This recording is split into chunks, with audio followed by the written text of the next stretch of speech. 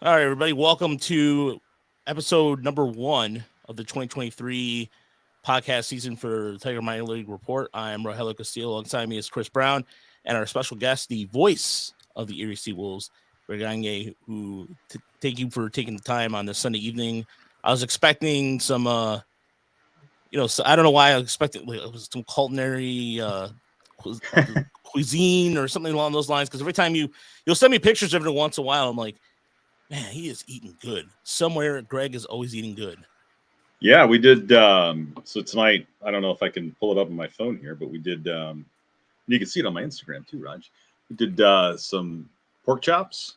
Ooh, wow, nice, with an herb crust and the cast iron skillet. So we have a new partner last year, Gordon's Butcher and Meat Shop, and so sent my lovely wife Megan there while we were in Akron, and she found 2 really good bone-in pork chops, and so we did those tonight.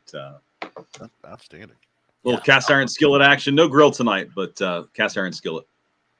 Yeah, it's still a little cold for grilling, especially. Oh, cold doesn't stop me from grilling. No, this is true. Today was just laziness.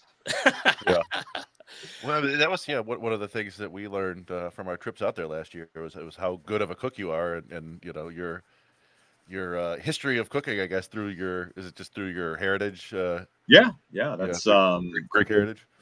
Learn from a very young age how to cook, and then live by myself. I actually would cook for my roommates in college, and then living on your own for until I met my wife. You got to be self-sufficient in the kitchen, and so I'm a total food snob, and I willingly admit that. But yeah, I love entertaining and cooking for people, so that's kind of like my little passion.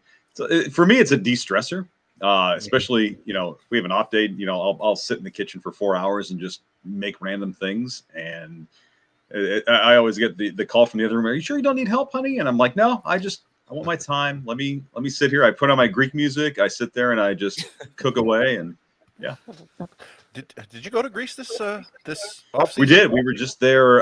So we did 2 European trips. In the fall, we did, we did Italy, Switzerland, Germany, Poland, and then we just were in Thessaloniki, Greece about 4 weeks ago.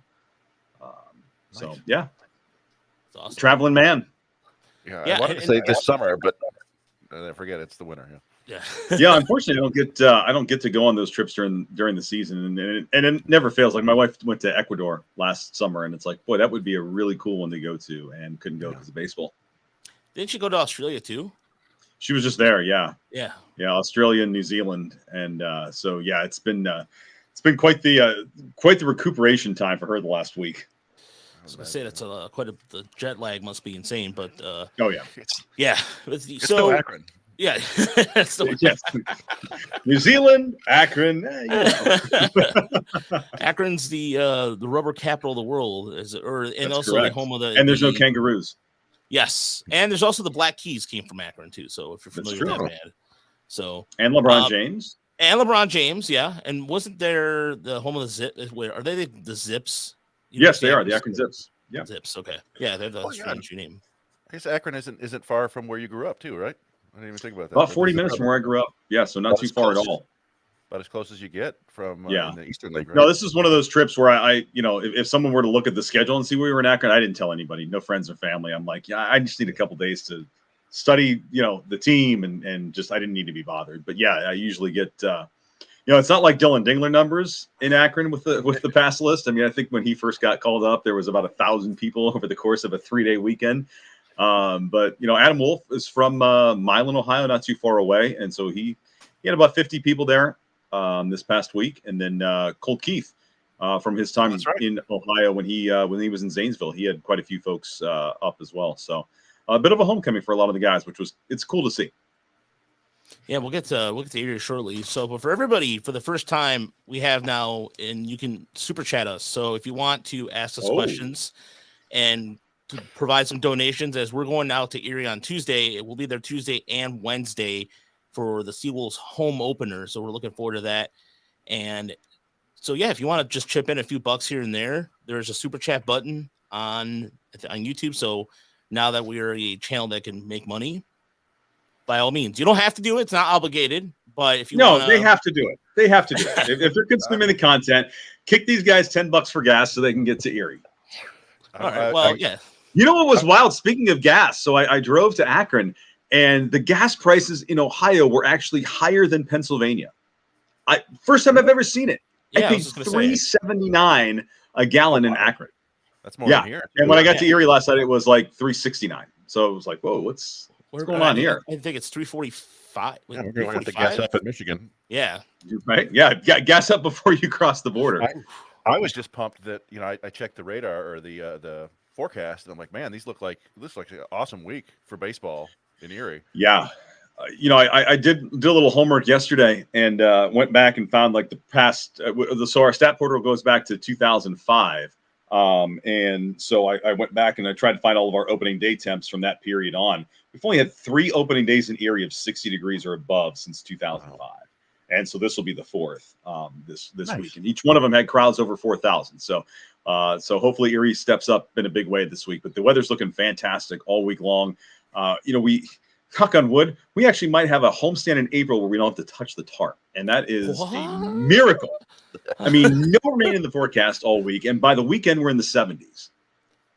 Man, yeah, it's just, yeah. And that's the thing too, especially with, I told Chris a few weeks ago, I feel like we should maybe prepare for snow. Because again, every time we usually do. Yeah. I've seen the home openers where I'm just like, are we making the right decision? Yes. So in this case, I'm glad it worked out. So, but yeah, Erie, and you had an off day today, which I thought is that throw you off a little bit? I mean, just a 3-game series versus.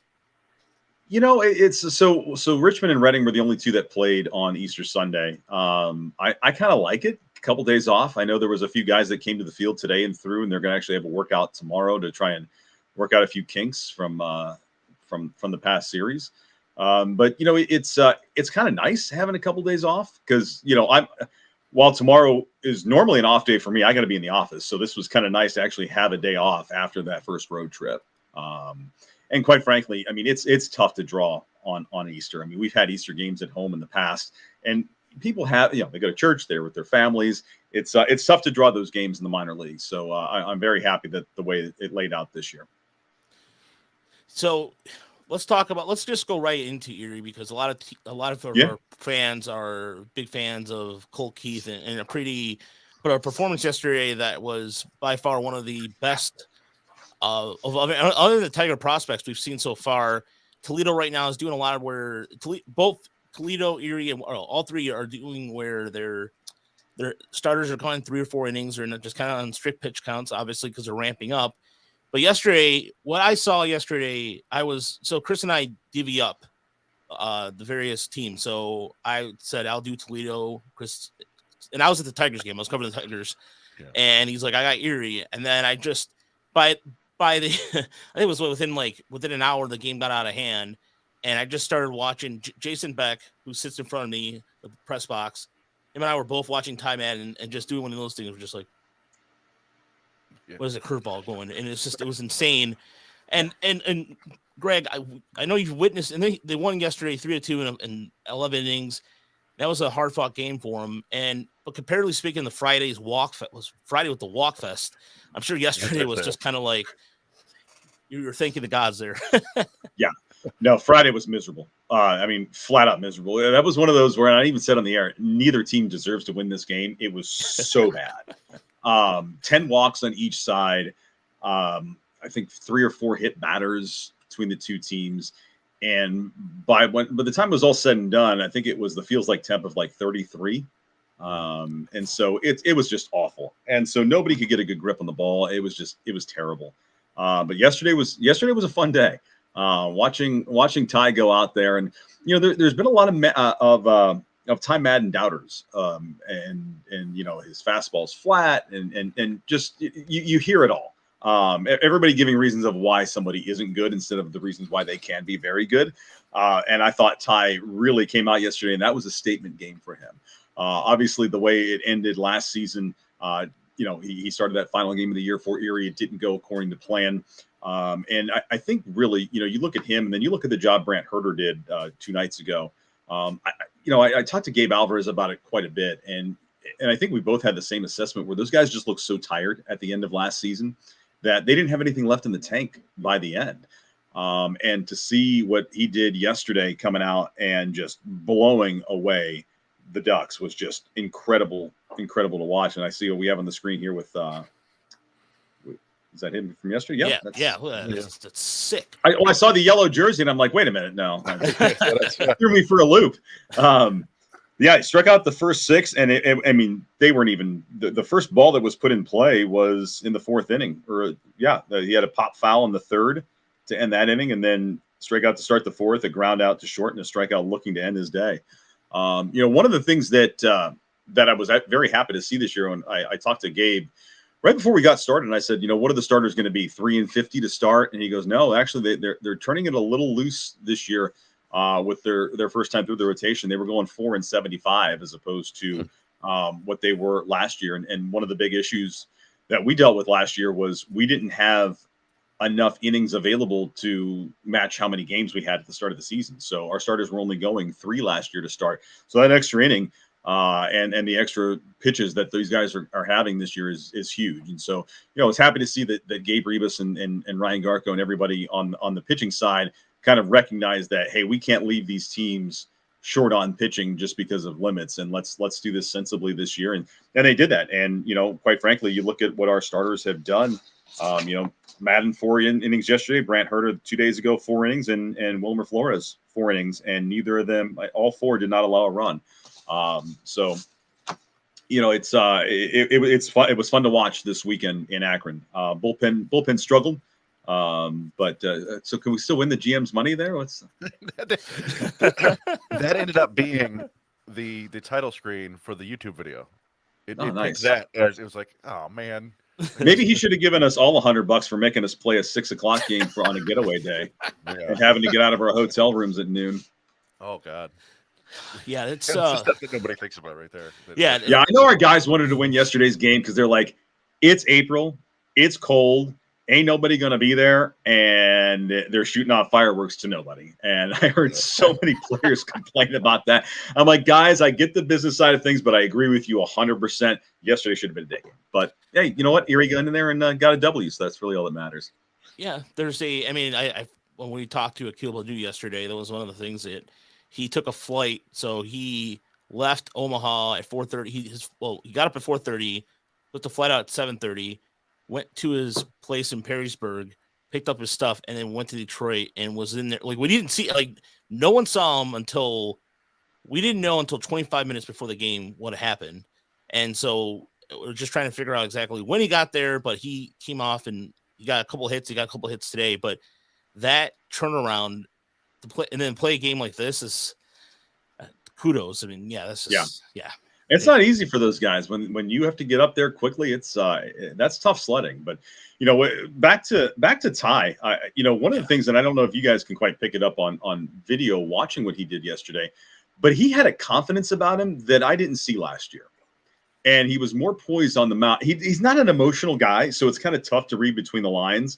But I think last year at times he was a little bit nibbly, and you didn't see that. He was going right after guys. And, he had a good rapport with Josh Crouch the entire ball game that he was in there. And the fastball, the stadium gun's usually pretty accurate there.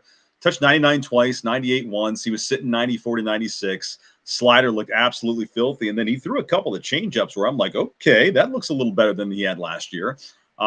So, everything was working for him yesterday. And Akron really had no chance. I mean, he made them look silly at the plate. I completely agree with you, Greg. I think that was one of the things that we're going to put this on loop a little bit, because one of the things that I noticed yesterday, he was able to establish the inside part of the plate, which is something he couldn't really do last year consistently.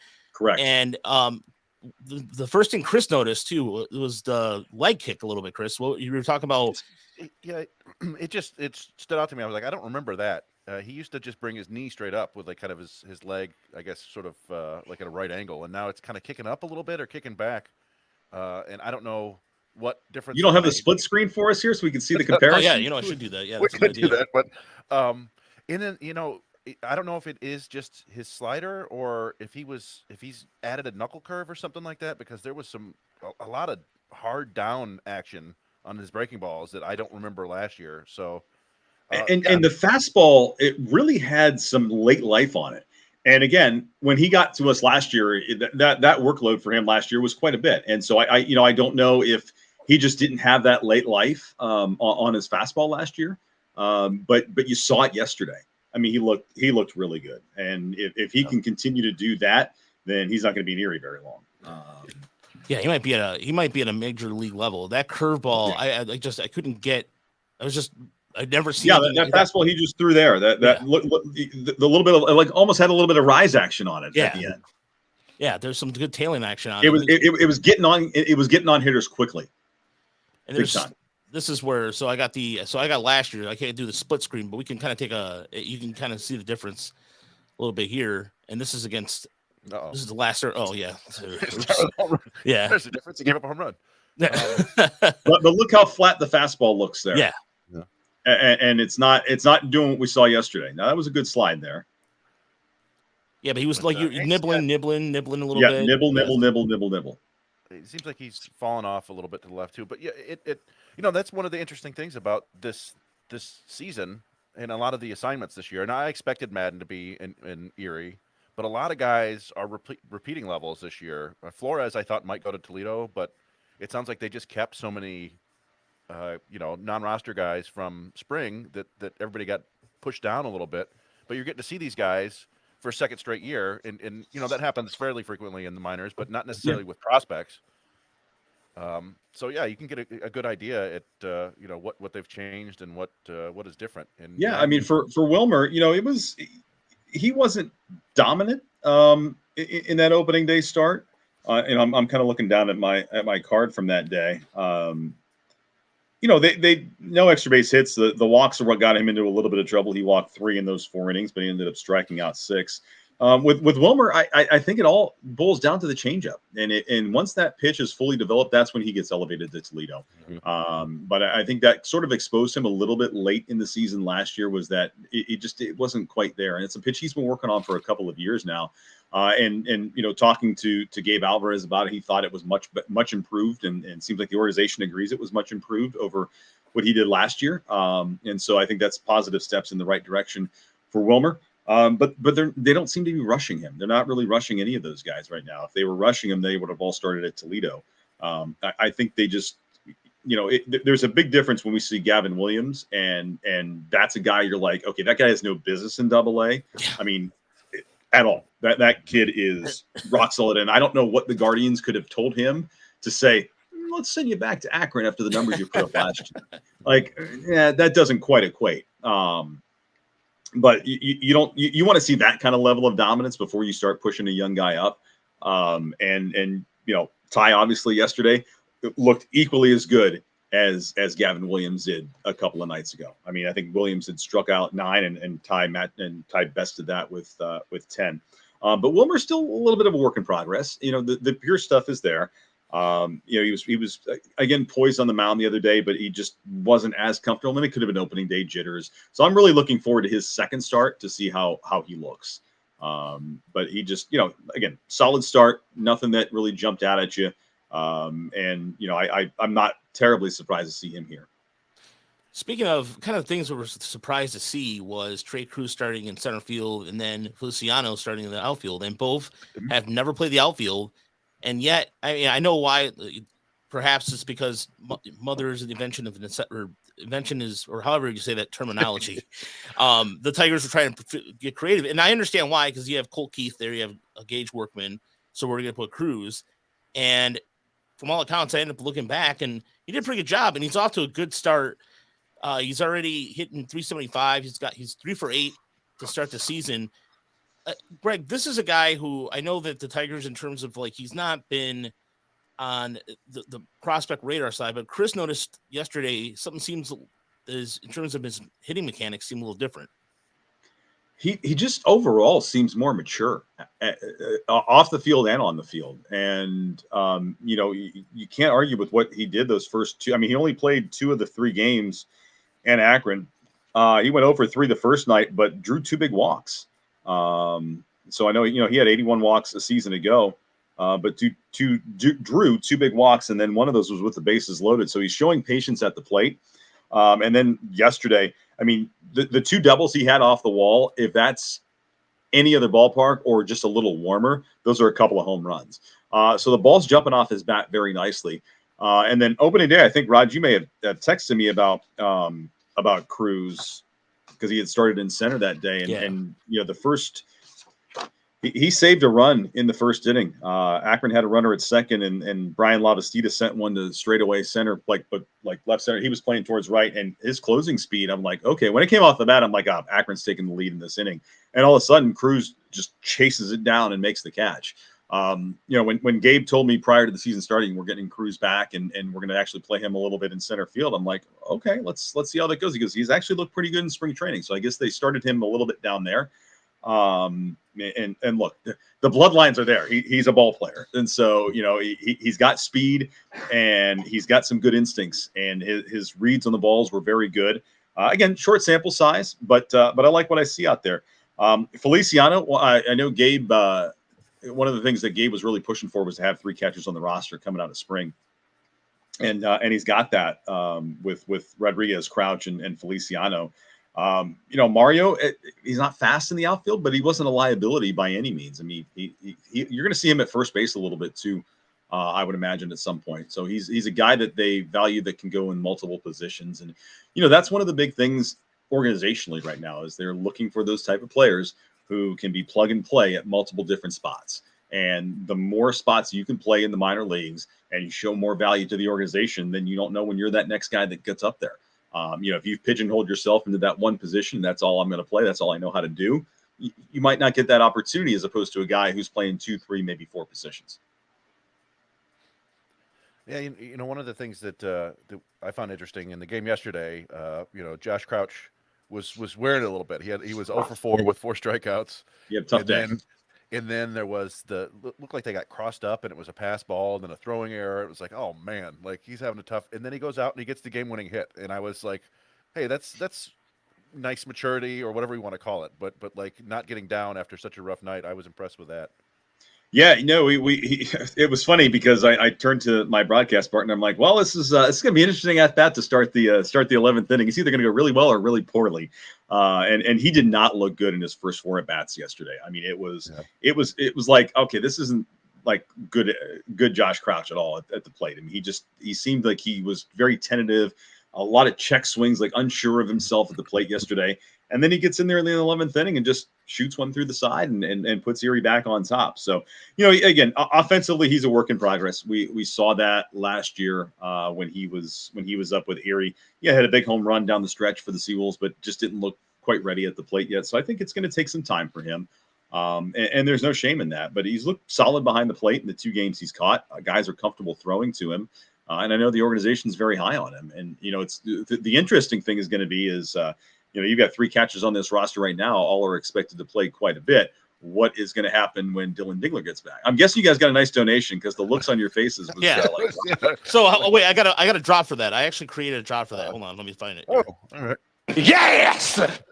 Thank you for the 1999 JP Jonah. Shout out to you. That's outstanding. Thank you so much. Yeah.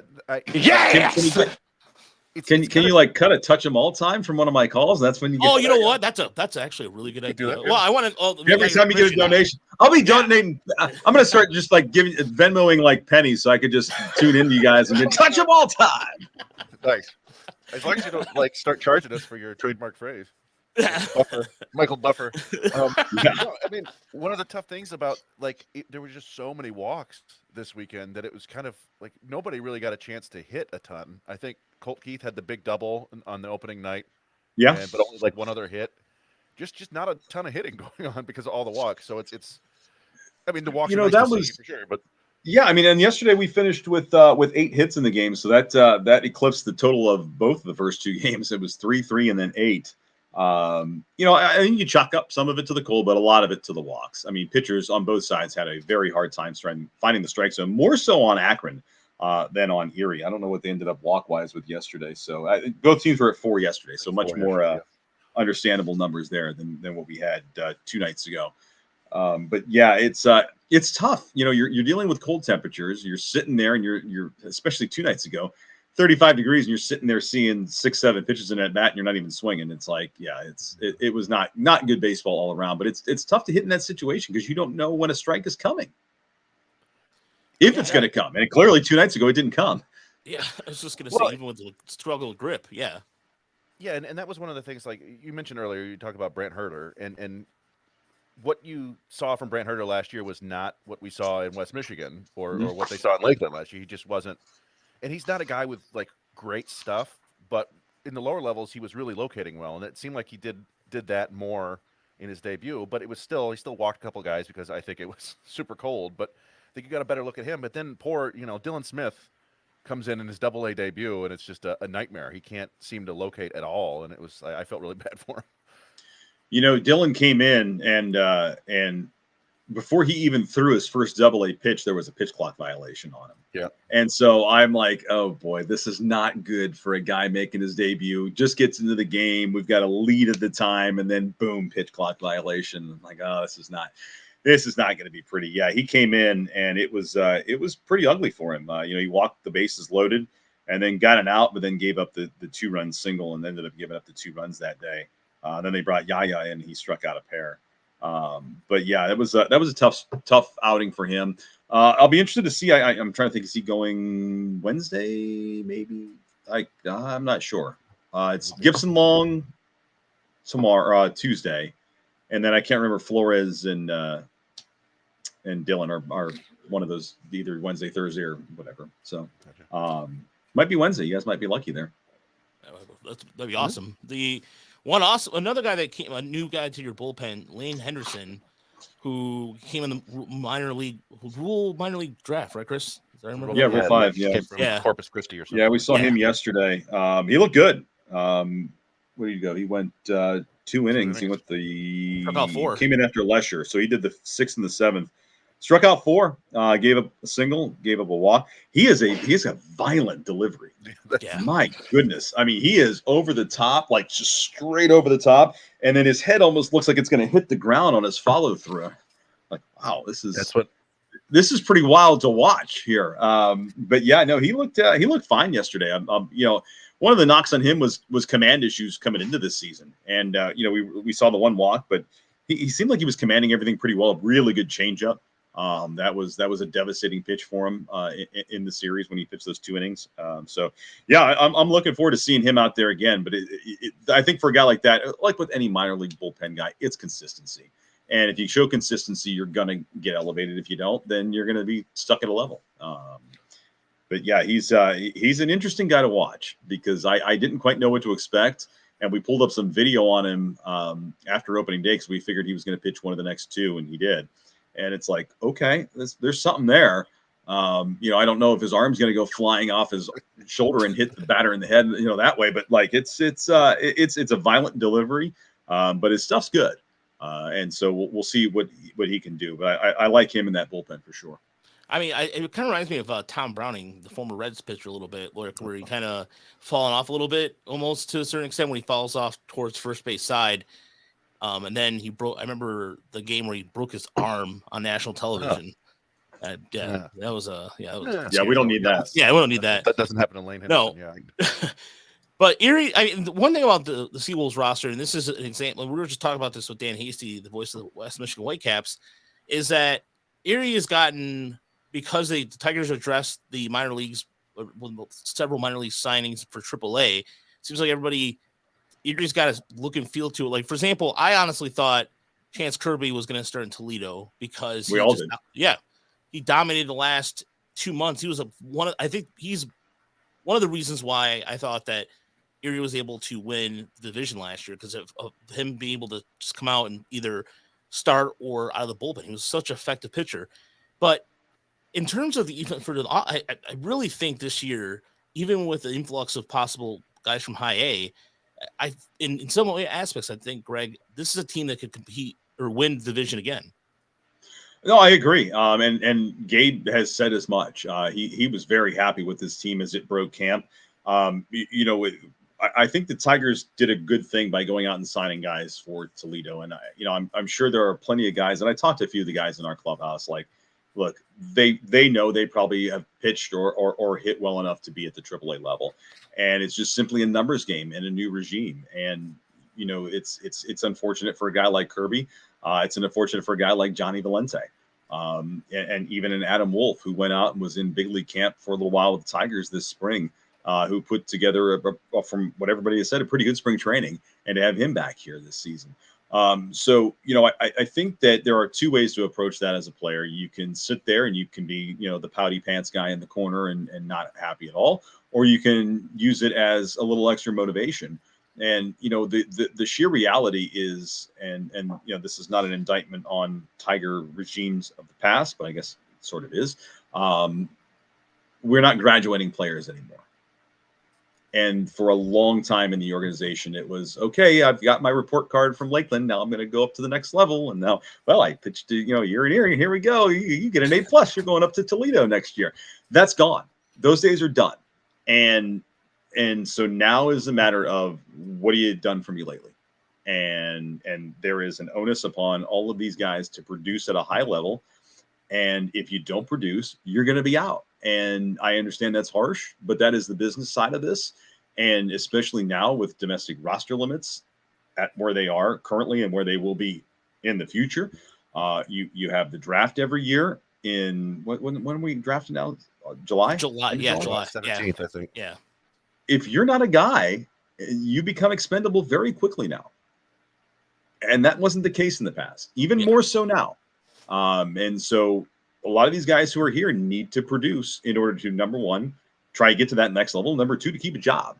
And I think that is what makes good organizations of holding guys accountable. It's not just, I did well at a year in A ball, I'm going to go up to high A. I did a year there, I'm going to go to double A. I may only hit 250 in A ball, but they're going to shoot me up anyways. And those days are done. And I think once players realize that, and I think most of them have, because, when Ryan Garco has come in, and last year, what happened? All 4 affiliates over 500. When was the last time that happened? I know you guys had talked about that. It had been decades since that had happened. There's accountability. There's accountability on the coaches, and there's accountability on the players. And I think overall that helps the health of the organization. Speaking of which, one of the health is one of the things that we got when we were at the West Michigan Media Day was something as simple as, and Chase Young and Isaac Pacheco were both, they're very, very adamant about it. And that's the difference in food. Yeah. And so I'm not sure how that all works in each. I know each level is a little different, but so I can tell you a little bit about that, Raj. Right. So in the past, the Tigers had, and it's not unique to the Tigers, a lot of organizations, the strength and conditioning coach would be in charge of the meals.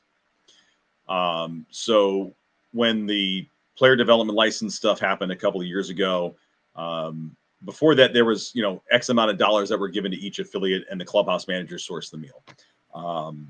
Then the strength coaches took over the meal sourcing. I want to say probably 18 or 19, somewhere in there. And they did that up until this year. And let's face it, at the end of the day, those guys are there to train and get guys to stay on the field physically. They're not guys that know how to order catering. They don't know, they know nutrition, but they're not a nutritionist. They're not a dietitian. And so I think that was a big disconnect at all levels of the organization, and in all levels of baseball, for that matter, with across the minor leagues. The Phillies were one of the big ones to start with doing all the meals in a big way, and they had spent like $2 million on minor league meals when they first started it. This was 10 years ago. But now every affiliate has a dietitian. And so Toledo's got one, we've got one, West Michigan, and then Lakeland, obviously, down at the complex, has theirs. And that's been huge. And I went through and I looked at the spread in the clubhouse the past couple of days, and I'm like, all right, this is an improvement. It's a whole new structure of eating. And every week, every player is going to have a meeting with the dietitian and talk about their meals and what they're doing. Are they feeling sluggish? Are they feeling good? Well, what can we tweak in your meal plan to get you to the right spot that you need to be? And so there's a big emphasis on that in the organization. And I think it's going to be great overall. And it takes the onus away from the player development side of the staffing and puts it into a professional human being who knows dieting, nutrition, and what these guys need in their bodies. So like I said, it was like high quality spreads from what I saw this past week in Akron. And that's a good thing overall. And, look, I've been in the minor leagues for 20 years now. I can remember being in, with the Mahoning Valley Scrappers and pregame meal was peanut butter and jelly. And that's what you got. And you were lucky to get something after the game. It was concession food they would bring down after games back in short season A-ball back in the day. Even when I got to Erie, and for the longest time, clubhouse managers were the ones sourcing the food. Well, if you're a clubby and you're only making X amount of dollars, and you're what are you going to be able to do with that little amount of money that you get for food? And so the system was broken for a long time. And a few teams started it, and now you're seeing more and more and more going with some type of nutritionist, dietitian at most levels in the minor leagues, and that's a good thing because it's sorely needed. Now, what they eat off the field, that's on them. but while they're at that stadium, it's going to be darn good food. Are they gonna be eating any pepperoni balls? So they did eat some pepperoni balls on media day. Don't tell Amanda, our dietitian, that.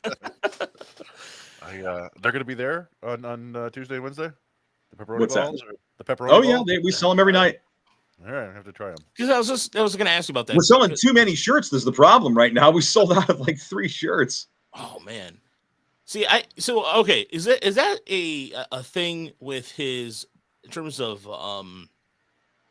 food? Because I don't remember this being. Is this something that we just missed last year or something? Or like, is this a regional thing that's been around for a long time? It's been around forever in Erie. Me being the health nut that I am these days, I don't eat stuff like that very often. I had like one the other day. But yeah, it's just kind of a dish that's synonymous with Erie. I mean, this company that we're working with, Stanganelli's, they stuff their balls with all kinds of different things. I mean, I asked them, we went in there and we did a shoot with SeaWolf. I was like, what's the wildest thing you've ever done in a pepperoni, like in ball form? They've done scrambled eggs. They've done anchovies, I guess, for Lent. That's I know. I mean, they're technically fish. Hey, look, I'll eat raw anchovies when they're over in Europe, right out of the ocean. I'm not eating them in Erie, Pennsylvania, out of a can. But yeah, they stuff them with all different kinds of things, and it's a local company. And these 2 guys bought it about 20 years ago, and they've grown it. The company we work with, they actually had they were selling them on QVC for a while. So really? It's between that, the ox roast, and the Smith's hot dogs. Everything that I don't eat is what everybody loves to eat here. So, but yeah, we sell them at the ballpark, and it was kind of cool. Got seeing them from dough to end and going to this factory and watching these folks slinging ball. They're all handmade, so it's pretty cool. Oh, wow. But it's just a regional dish here in Erie, and people love them. I mean, you go to the grocery store and you see there's a whole freezer section at the Giant Eagle with just all these Stanganelli's products. They do pastas, they do breads, they do all this stuff, and pepperoni balls. So it's a local delicacy, I guess. That's definitely yes. That's the hat. Yeah, that's that hat has been talked about among some of our Discord people. They really love the new logo for this, and I will more likely be purchasing one this week to add to. I don't really have a lot of the food collection hats because some of them have just made no sense to me because I have no tie. I think the Syracuse one was like the scramble. I don't know, something weird. Some of the regional foods, I'm just like, yeah.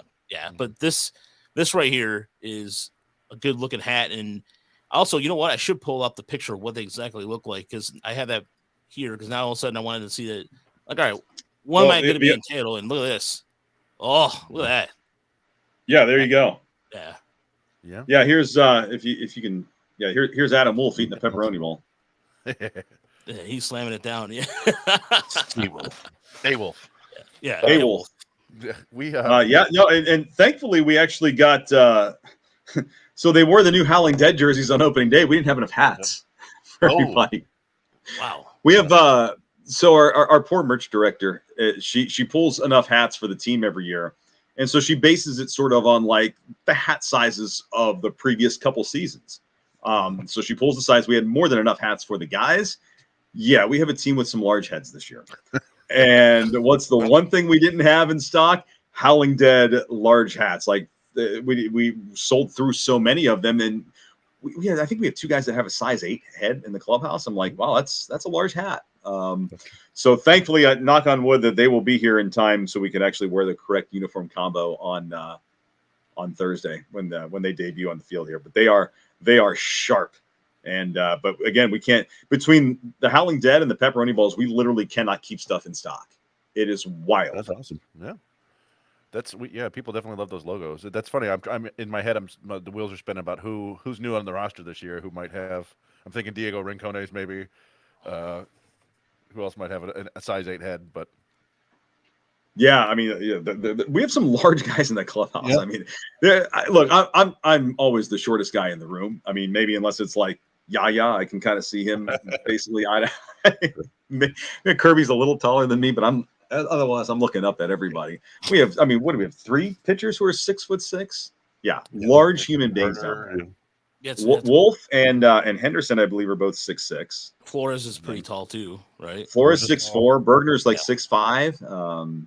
Alvarado is pretty big. I don't know if he's there right now or if he's rehabbing. Yeah, he's not with us yet. He's on the roster, but not here yet. Just some gargantuan human beings down there. So one of the things I wanted to play this piece of audio for you, Greg. I was wondering, with now you have a new assistant this year, if you guys are going to do something along these lines to play it for us. From Santo. See here. What Dan did? Yeah. Hello, friends. A beautiful Saturday afternoon in Comstock Park. This is inning number 7. Still in the front 9, if you will.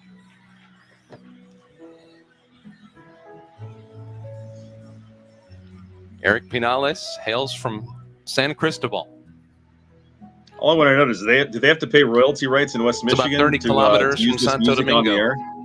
in the Dominican Republic. Yeah, it's right now looking at a pitch from about 60 feet, 6 inches. Yeah, I had not heard this yet. wait, it's Yeah, they really let. yeah, they let No it, idea how that one They stayed out. let this thing ride, huh? Holy Yeah. smokes! Yeah, a good like 2 minutes, I think. Yeah, but yeah. I struggled a lot in 2022 with his control.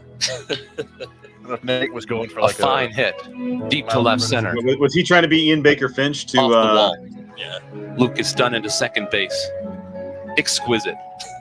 A 1-out double here in the 7th. An excellent approach to that hit.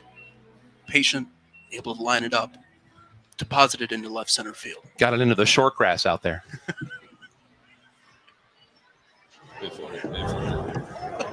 Aren't you happy that doesn't sound like that every single day? You're putting me to sleep. Felt like a lullaby.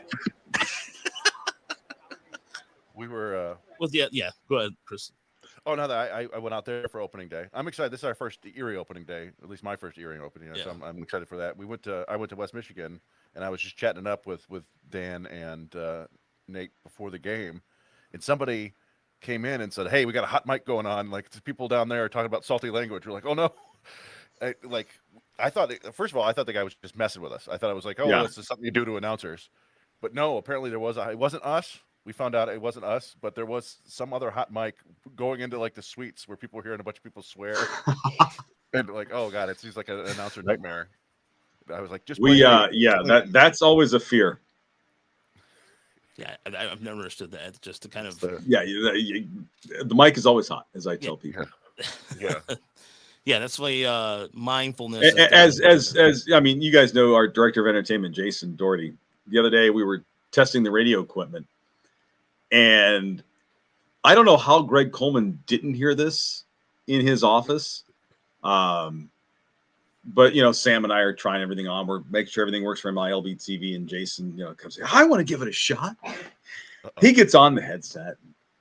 He forgot to pot himself down in the entire ballpark, and drops, "That ball was effing crushed." But he said the word, and I'm like, man. I'm like just watching down near the Stadium Club entrance to see like Greg Coleman sprint out like Hulk Hogan and rip off his shirt. Thankfully, I mean now I've outed Jason on this, so Coleman's going to find out. But yeah, I said, Jason, don't you ever put that headset on again, and you are not to be in this radio booth ever. And just make sure I'm on the air. That's really worry.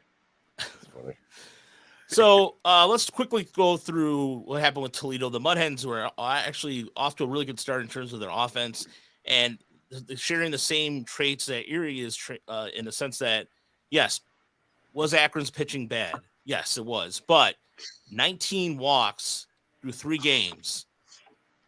I don't. Hey, that's not common among the affiliates at all. And Malloy, by the way, had a really good series. He has now hit safely in, is it 4 straight, Chris, or something like that? Or he's definitely been on base in every game. I'm not sure if he's. I did give you guys some love on the air for that walk stat that you had given. Yeah, I looked at So you know what I did? I literally went through every. What was it? 8 games last year to get to the amount of walks in 2 or something like that. Correct. Yeah. So I went through every single log.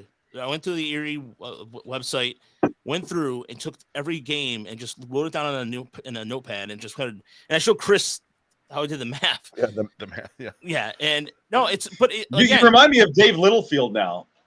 Oh, I don't know, but is that a good thing? Hey, take it for what it's worth. Yeah. But no, I would go down and I'd see Dave, and he would have his little like manila folder, and he would open it up, and it's like Post-it notes everywhere. I'm like, how does this guy keep anything straight? But that your Post-it notes remind me of Littlefield. Yeah, but Toledo, and one of the things that we noticed at Toledo right away is that you have Parker Meadows, who did so well last year in Erie. He had a really good spring. But this is a team that the Mud Hens, I think, also just like Erie, kind of a veteran. This is kind of a veteran-esque team that are going to really, I think, be competitive in terms of maybe even make the playoffs. But the same thing kind of applies to where their bullpen is kind of on this. I mean, essentially the bullpen is going to be back and forth between Detroit a little bit, but the starters, I don't know. Like the one thing I noticed about opening weekend with the starters is that they don't really have defined, I guess, quote unquote ace, if you will. It just seems like it's going to be unlike Erie, where Erie, you see these, there's going to be the start, like you see Madden's the starter, Dylan Smith's the starter, but it just seems like it's going to be lacking. It just seems like it's lacking right now for Toledo a little bit in that regard. Yeah, I mean, Erie definitely has the more upside in terms of the starting pitchers there. We saw Brennan Hannafy. Well, Greg probably saw last year with Bowie. Yeah. We might not remember much about him because he's kind of nondescript, but it was like 91, 93 with a pretty good changeup. And he was the opening day starter in Toledo. Faedo has pitched well. Prosecco? My wife was walking by with a fresh glass of Prosecco, and I didn't get off it. You know what? Forgive my. You can say hi to the guys. Hi, Megan. Good to see you. Likewise. All right, go drink your Prosecco. She's got the day off tomorrow. Oh, nice. Yeah, I guess that's the one perk of Catholic higher education. They give you like 80 days around Easter that you can take off. That's right about that. Resurrect early. Yeah. So Faedo pitched today. We don't really know what role he's going to have going forward. But he was a little bit better today than he was in his first outing. His fastball was up to 94, and his slider was really good today, where it was just kind of average in the first. But, we've seen him in the big leagues before. Reese Olson has really struggled in his first 2 outings, and it's kind of... That shocks me. It's a little bit of what, and we do have to remember that he was dealing with some, I don't know exactly what it was, shoulder soreness. Oh, elbow. It was elbow. So was it elbow or shoulder? I can't remember. But yeah, it's kind of, he's been getting hit hard. He's not walking a ton of people. He's getting his strikeouts, but he puts it in the zone and they're hitting it. So it's been a rough start for him. But we know he's pretty talented, so hopefully he can turn that around. But yeah, it's I don't know. I can't even think who else has been starting for him. Well, I mean, Olson's up to 96, 90, 97, 98. I think he hit 98 really? A couple times. Yeah. Wow. Okay. Yeah. So velocity increased there from last year from Erie. I was going to ask you, Greg, because I think he was like sitting 93, 94 in Erie last year. Around there. I mean, I was the velocity started to tick up after. See, the thing though about Reese is, remember last year he wasn't necessarily dominant out of the gate. Mm-hmm. It took him a while, and that was year 2 of AA for him. So it took him a while to get there. So I you just wonder if he's got to work out the kinks of a new level. Look, the stuff is there. He's got good stuff. And we saw that last year when he's on. he's virtually unhittable. He'll give up a couple of home runs because he'll hang one here or there, but the talent's there, and they just got to find a way to get him, I guess, more up to speed quicker when he gets when he makes those jumps. Because if he does what he has done in Toledo up into the big leagues, you're not going to be there very long. But I think he's going to be fine. But that is surprising to see he has struggled to this extent. Yeah, and then I don't. You talked about the bullpen, Raj. We did see, when the rosters were announced, I was like, I'm kind of surprised Zabala is in Erie, and then he wasn't. He was like randomly showed up in Toledo. We're like, huh, all right. I didn't see the move there, but he's got a huge arm. But we saw today it's not always in the zone. But Magno came up and had a really nice outing, didn't he, Raj? You watched that? Yeah, his first inning was 10 pitches. 11 pitches, 10 for strikes and 1 ball, and he showed really good command. Hitting the outside edges, was able to come inside a few times. And Magno was a guy who I thought really did a really good job when he got called up to Erie last year, coming in virtually. This guy came, I think like Hurdler too, 3 levels last year. And this is a guy. I thought maybe he started the season in Erie. We did too, and for a while that was where he was, I believe, slated to be, and then the numbers game just kept pushing guys back.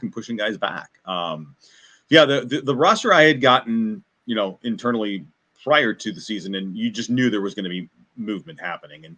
And Zabala was a prime example. One of the reasons that he was going to be potentially slated for Double-A was because he's had command issues. And then, from what Gabe told me, his last spring training outing, he pitched 2 innings, 6 up, 6 down, 6 Ks. And they were like, okay. And he's hitting, 98, 99. All right, well, get him up to Toledo. Yeah. And that makes sense. He's a guy with a little bit of experience. You understand that. But, if the command issues are a big problem for him in Toledo, you could totally see a guy like that coming here once again. And so, it'll be interesting to see. Bullpen, minor league bullpens are always a crapshoot. They really are. Yaya gave up a wall scraper the other night. Otherwise, looked great. Billy Lesher, I still can't quite figure out Billy. He's got some good stuff at times, and then other times you're just like, where's the guy I saw yesterday? But there's going to be some guys breathing down the neck of bullpen guys in Toledo, and namely, I think Adam Wolf is probably the first guy I would say would be, and heck, Angel de Jesus, guy was in the big leagues last year. He's in our bullpen now, so I mean that just shows you the number and the volume of guys that have been signed.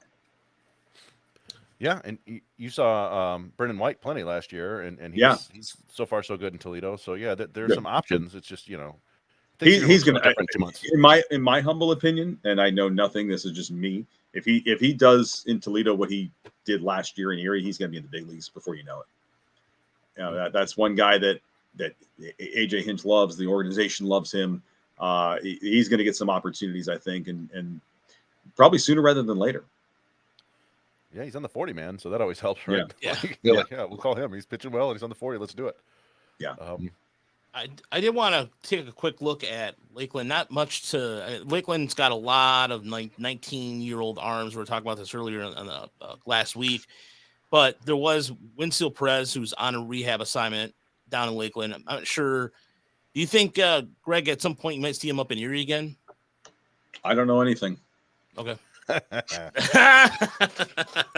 Put you on the spot there, but I know nothing. I know nothing until I get a roster email from Daniel Crago that says this player is coming here. So we'll leave it at that. But a couple things worth mentioning too. Manuel Sikora has been put in left field, so who's out in left, and then Jose De La Cruz, who started today, went 3 for 3, which he needs to get off to a really good start. He's kind of a guy who's gotten forgotten about as far as prospect status goes. And this is a guy a couple of years ago this is going to be I don't want to say can't miss, but it was getting there. But he struggled last year. Hopefully put some more consistency. But the stat of the day that Chris posted on for Lakeland, what was that? Gold and that's a rough stat of the day. That's a rough stat of the day, which was what was that, Chris? Go ahead. Yeah, Luke Gold and Peyton Graham went 0 for 8 with 8 strikeouts. It was not a great day for last year's infield draft picks, for at least in that level. But there are many other things to point out down there. Troy Melton the other day was hitting 98 in his first inning. And he was their 4th rounder last year, 3rd pick, I think.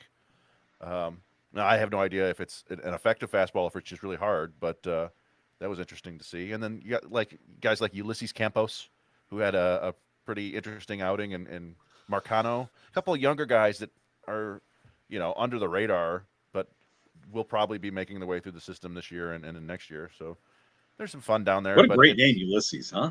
Wow. Yeah, Ulysses Campos. And Santana's still down there. He's off to a relatively slow start, but it's 3 games. Right. What can you say? And they're playing Tampa. The Yankees always have a bunch of weirdo arms that are really good for some reason. So, Chris, I don't know if you know this, but it only takes 3 games for fans to label somebody as either the next superstar or a dud. Bring them up. Yeah. Bring them up. We've already Bring him up. Bring him up. Oh, yeah. we already had so Chris celebrated our first bring them up. was it with Parker Meadows? Yeah, Was Parker it Meadows. Yeah. Parker Parker Meadows? Oh, Meadows, Parker got well. We had it all last night on the SeaWolves. Yep, we got it with Madden. God, some of the responses on there. Yeah.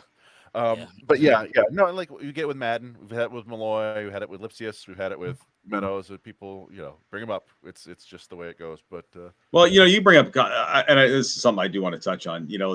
I give Austin Meadows a lot of credit for being as open as he is with the mental health struggles, and I was flat out appalled by some of the comments I saw on Twitter yesterday about people, and it's you don't know what it's like if you don't struggle with mental health issues, you don't know what that's like.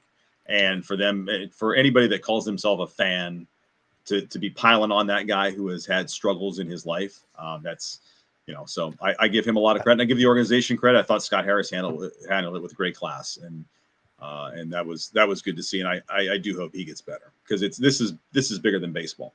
Right. Exactly. And some of the comments yesterday, and there was somebody on our Discord, we actually had a block because he was basically this person.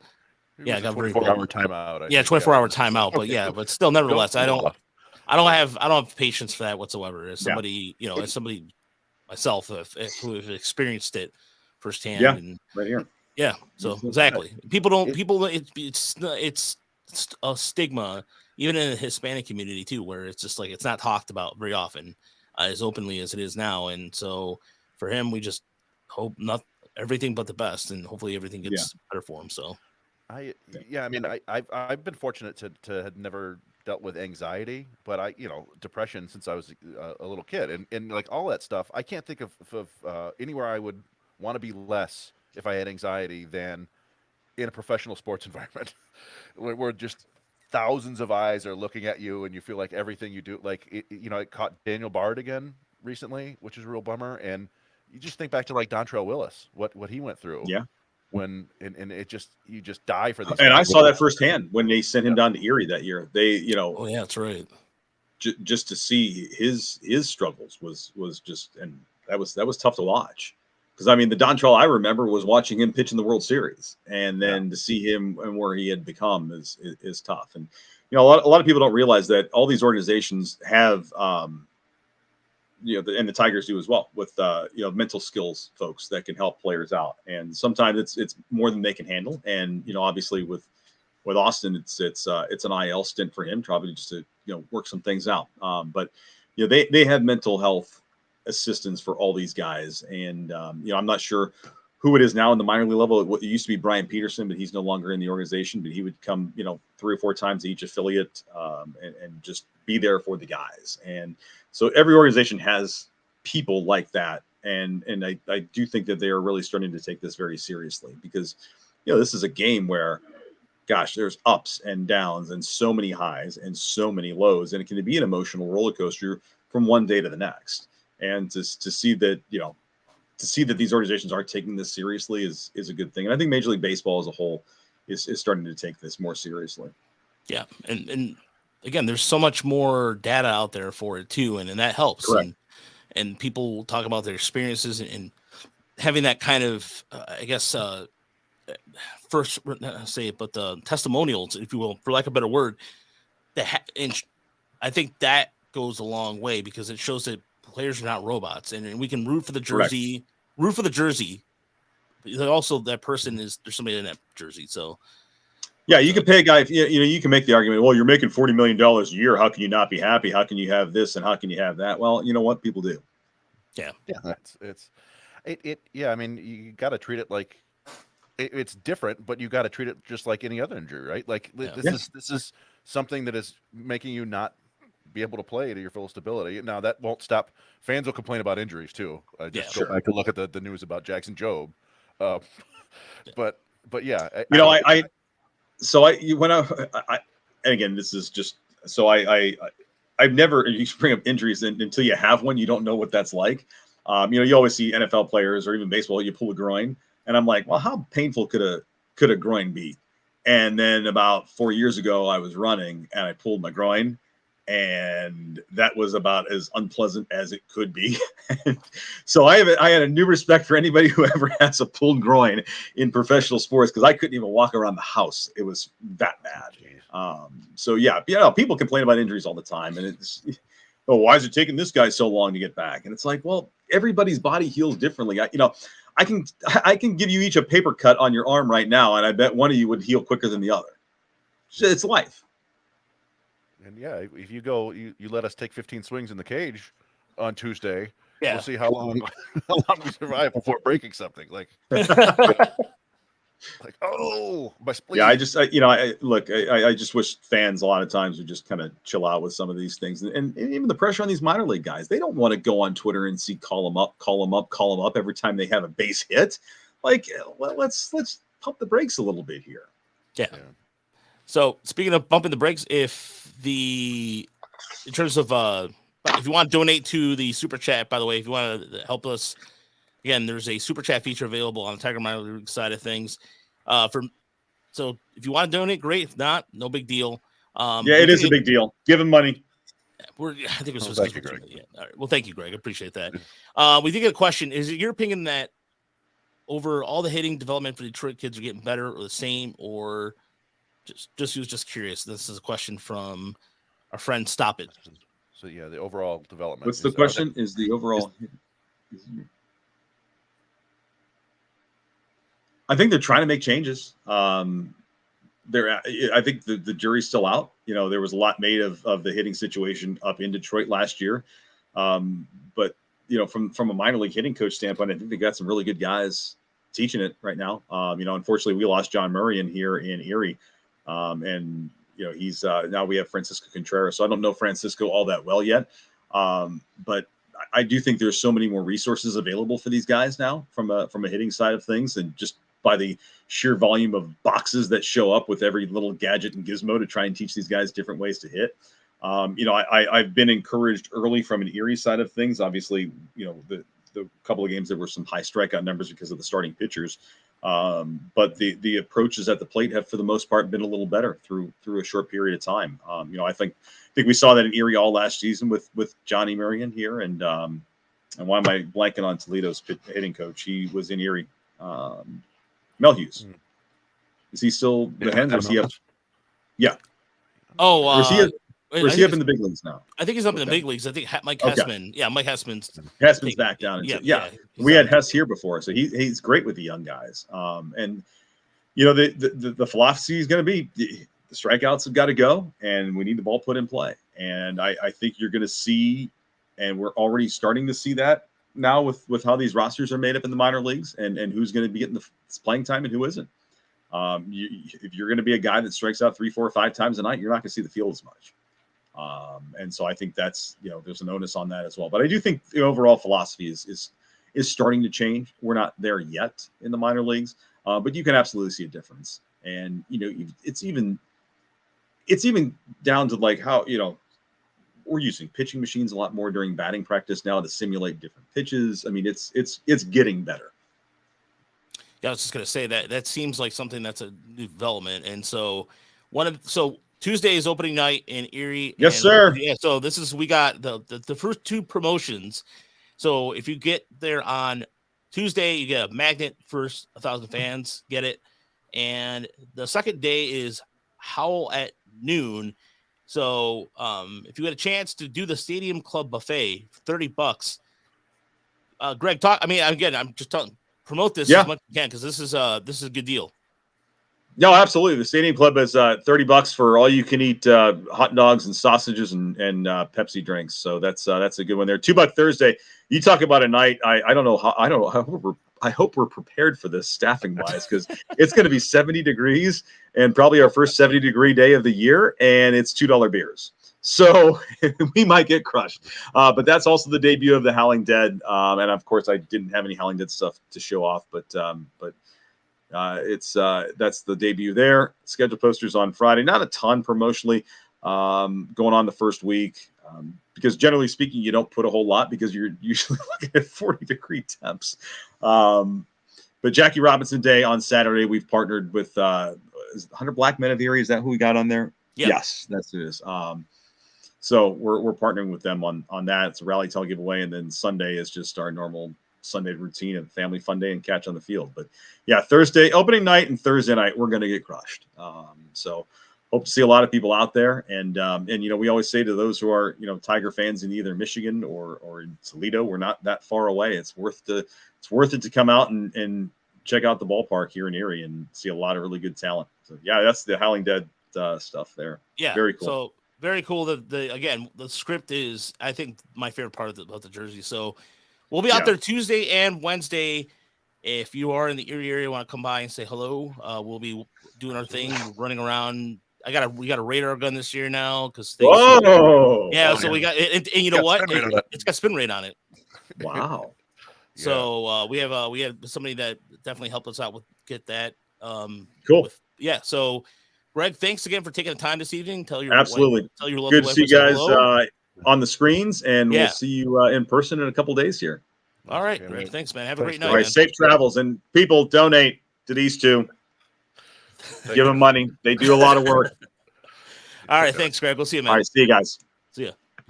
All right. So that is the voice of the Erie SeaWolves, Greg Onion, with us and him taking the time to talk to us. So we're going to be going over to the Tigers Metrics or Motor City Metrics podcast here in a second. So if you want to join us over there, John and Uper have gotten things going.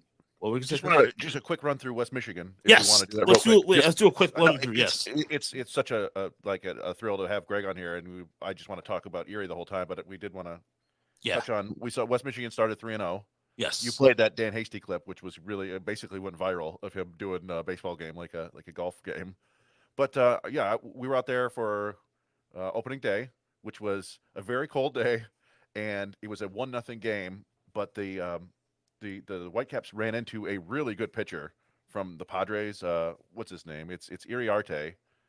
What's his Jairo Iriarte? He's like a top 10 prospect in the Padres system, and he came out throwing 94 to 96 with an above average slider and a plus changeup. It was like, come on, this is not fair. He struck out Soretti and Young on 7 pitches.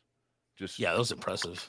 And then, but what also kind of stood out to me was, Eliezer Alfonso has been around West Michigan for seemingly 4 or 5 years now, and he's a guy who couldn't stay healthy last year, but he barreled up Iriarte. It hit a deep double, so it's like, well, that's noteworthy because this is a big league arm. Like the command isn't big league yet, but yeah. And then Ben Malgeri took him deep, which was like, wow, that's interesting because I don't think Ben Malgeri hit more than a handful of home runs last year. And then he homered in his second game, and it was a bomb. So it's like, well, this is very interesting because Malgeri is a legit center fielder. He can play all 3 positions, but he's good enough to play center field, and he's got speed. And I don't know about the hit tool overall. He struggles with some sliders, but if he's going to hit for power, you might have yourself a future 4th outfielder. So that was kind of cool development to see. And then other than that, Young really struggled the first night, came back with a couple hits, game 2. Which was nice to see. Pacheco stood out mostly for his defense. I think we saw that in I think just about every game. He made an impressive defensive play. And he's not Scott Rowland, but he looks like he can be a big league third baseman, which was something that I was very skeptical about beginning when they drafted him because he's so big. But yeah, he's really got good footwork, and he was ranging and he was spinning, and his throws are accurate and on the money. So that's impressive development there. And I'm trying to think, the pitching was a little bit, so I saw Wilkel Hernandez, right, who's been around for a while, and we've heard him up to the mid 90s before, but he was sitting 91, 93 in that game with not much in terms of his secondary pitches, but 4 scoreless innings. So I can't complain too much. And then same with Carlos Pena, the lefty, who's kind of an under the radar guy that you've highlighted before. He was 4 scoreless innings.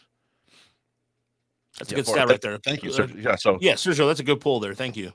4 homers from Algerian, 373 at bats last year. 2 in his first 5 at bats this year. Yeah. So yeah, that's an impressive. It could be just one of those things, but could be something to keep an eye on. Maybe he's pulling a Parker Meadows this year. But then we got Keider Montero in Game 3, who actually gave up a run, but he was the one he's got the most impressive stuff out of those first 3 starters. So it was nice to see him pitch again. But yeah, their offense. It's Danny Soretti's back there. He had a double and a triple, I think, in Game 2, so that was nice to see. And you got Roberto Campos. Really, I think I don't know if he's younger. He might be a month younger than Pacheco or a month older. They're both pretty close in age. And he hasn't hit anything hard yet, but he was showing a pretty advanced approach. He was hitting the ball the opposite way. He got his first hit, between first base and second base, which I don't think it was he was on a fastball, so he was trying to hit it that way, I think. So, yeah, I don't know. It's early, but they look pretty good so far. There's a lot of older players on the team, but they are older, good players. Good minor Garcia, leaguers. yeah. But Garcia was in Double-A last year, yeah. You got Chris Myers looks solid out there. You've got trying to think who else is in the outfield, but Zach Hess is on a rehab assignment, so he'll probably be in Erie soon. Yeah, Zach Hess, was nice to see him back after missing all of last year. I barely recognize him with that golden block of hair. Yeah. He's growing out his hair. Tyler Madison was their 4th-round pick, I want to say 2 years ago. He's closed out 2 of the first 3 games, and it still looks like a future big league reliever. It's a really unusual arm angle with a lot of movement and a lot of vertical carry and stuff like that. So there's some fun stuff to talk about in West Michigan, and they're off to a good start. So that's nice to see. Yeah, their bullpen is a kind of a veteran. This is a veteran team coming into this, and so here's a guy that there's a couple names we saw last year towards the end, like Blake Holub comes to mind. He pitched a scoreless inning, or he pitched 2 scoreless innings, 2 innings, 2 strikeouts so far. And so I'm like looking forward to getting some of the arms out there and kind of taking a look at what they have, because they do have, especially Jack Anderson, another arm that we put under a name that you should be getting to know. So yeah, I think for West Michigan, it's not as clear cut as starters per se. Then I think it's almost similar to Toledo in the sense they're just going to be a lot of bullpen arms trying to get some work. Yeah, and they brought. I think they've used Garrett Burhan. I don't know if Jordan Marks was pitching with them or if he was in Lakeland. I forgot. But Marks, I want to say he was in Lakeland. He may have been, because he was another guy that was. I think he's on the West Michigan IL, so he may be rehabbing. But yeah, and anybody in the area, the Whitecaps are going to be in Lansing all this week. We're not going to be able to be there because we're going to be in Erie on Tuesday and Wednesday. But I'm going to try to get out there maybe Friday, Saturday, or Sunday. I was thinking about the same thing. I think are the Tigers on the road still till we have this wonderful They're up at they're in Toronto. So they're off to Toronto Tuesday, Wednesday, Thursday. They're back home Friday, Saturday, Sunday. Okay. So maybe a Thursday. I don't know. That's a lot of travel for 3 days, but we like this. So yeah, we definitely dig it. So again, if you want to donate, there's a super chat button right there. You can do that, or go to our patreon.com/Tigers Minor League Report. We've been putting some content out there. We'll continue to do so. I'll do a better job of Patreon this year, I promise. Last year, I know we had some people drop off saying I lack of content when it occurred to me that I could have just put this on there. So scouting reports are there. Some of the live look stuff is there as well. So if you want to continue, we're going to be talking about the Tigers here over at Motor City Metrics. So if you want to join us over there, we appreciate it. And this podcast will be a weekly Sunday night podcast.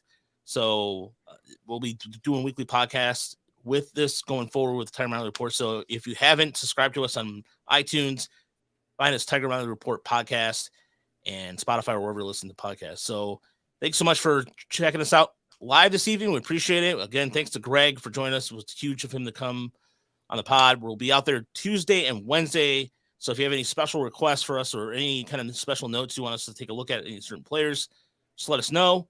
We'll definitely do that. I'll be also bringing on my camera, so I'm trying to bust out as many pictures as I can. And good to know that they're going to be, the Howland jersey is going to be out Thursday. I'm not going to be able to see those, but either way, a lot of good stuff going on, and we appreciate you taking the time this evening to join us, and we'll talk to you again later. Have a good night, everybody. Thanks, everybody.